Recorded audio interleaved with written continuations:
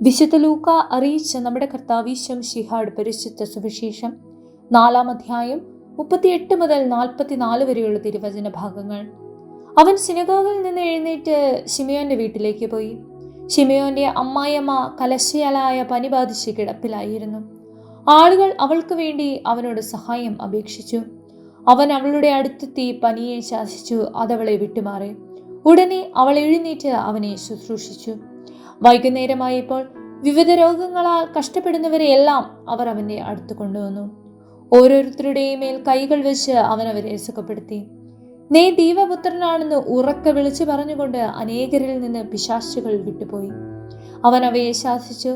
താൻ മിശിഹായാണെന്ന് അവയ്ക്ക് അറിയാമായിരുന്നതുകൊണ്ട് അവൻ അവയെ സംസാരിക്കാൻ അനുവദിച്ചില്ല. പ്രഭാതമായപ്പോൾ അവനൊരു വിജന സ്ഥലത്തേക്ക് പോയി. ജനക്കൂട്ടം അവനെ അന്വേഷിച്ചിരുന്നു. തങ്ങളെ വിട്ടുപോകരുതെന്ന് അവർ അവനെ നിർബന്ധിച്ചു. എന്നാൽ അവൻ പറഞ്ഞു, മറ്റു പട്ടണങ്ങളിലും ഞാൻ ദൈവരാജ്യത്തിന്റെ സുവിശേഷം പ്രസംഗിക്കേണ്ടിയിരിക്കുന്നു.